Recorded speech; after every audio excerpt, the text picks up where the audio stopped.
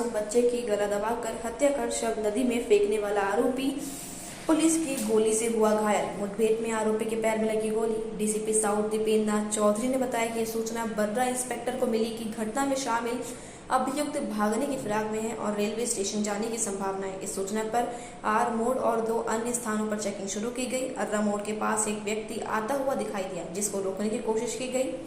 वह नहीं रुका। उसे लगातार 2 फायर पुलिस पार्टी पर किया। एक फायर पुलिस की गाड़ी के बोनट पे लगा। पुलिस ने जवाबी कार्रवाई में फायरिंग की तो एक गोली अभियुक्त के पैर में लगी और वह गिर गया। अभियुक्त के कब्जे से एक तमंचा, एक जिंदा कारतूस व 2 खोखा कारतूस के बरामद हुए। पूछने पर उसने अपना नाम शिवम पुत्र राम नारायण बताया। इसने इस पूरी घटना को होना स्वीकार किया।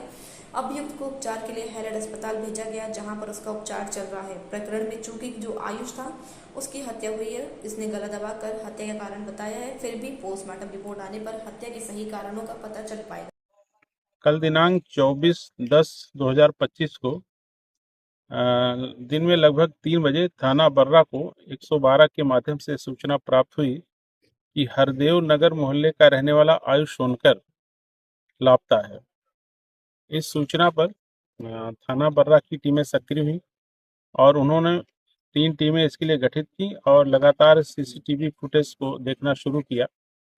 तो इसका पड़ोसी जो एक ही मकान में किराए पे रहता था, शिवम, उसके साथ ये बच्चा जाता हुआ दिखाई दिया। लेकिन जब वापस ये बच्चा नहीं दिखा और शिवम अकेले आ रहा था तो पुलिस को थोड़ा शक हुआ और उसने फिर अन्य टीमें लगा करके इसकी तलाश शुरू कराई।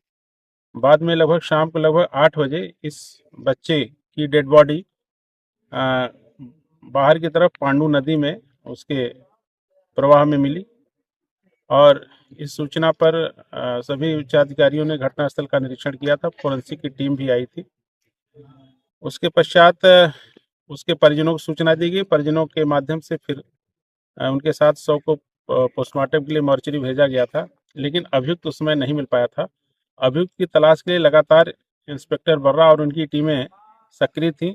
आज रात्रि में यह सूचना इंस्पेक्टर बर्रा को मिली कि इस घटना में शामिल अभियुक्त कहीं भागने की फिराक में है और रेलवे स्टेशन पर जाने की उसकी संभावना है। इस सूचना पर अर्रा मोड़ और अन्य 2 स्थानों पर इसकी चेकिंग शुरू की गई। अर्रा मोड़ के पास एक व्यक्ति आता हुआ दिखाई दिया, जिसको रोकने का प्रयास किया गया और वो नहीं रुका और उसने 2 फायर लगातार पुलिस पार्टी पर किए। एक फायर उसमें पुलिस की जो सरकारी गाड़ी उसके बोनेट पे भी लगा है। जवाबी कार्रवाई में पुलिस ने फायरिंग की तो एक गोली उस अभियुक्त के पैर में लगी और अभियुक्त गिर गया। उसके कब्जे से एक अदद तमंचा, 2 खोखा कारतूस, एक जिंदा कारतूस बरामद हुआ और पूछने पे उसने अपना नाम शिवम पुत्र राम नारायण बताया और उसने इस पूरी घटना में होना स्वीकार किया है। अभियुक्त को मानवाधिकार के नियमों के तहत उसको मेडिकल हेल्प हेतु हाईलाइट हॉस्पिटल भेजा गया है, जहां पे उसका इलाज चल रहा है। प्रकरण में चूंकि जो आयुष था उसकी हत्या हुई है और इसने गला दबा करके हत्या करना बताया है। फिर भी पोस्टमार्टम के पश्चात मृत्यु का सही कारण पता चल पाएगा और इस संपूर्ण घटनाक्रम में हमारी टीम ने बहुत उत्कृष्ट कार्य किया है। बच्चे की लाश की बरामद की और उसके थोड़ी देर पश्चात उस अभियुक्त की मुठभेड़ गिरफ्तारी।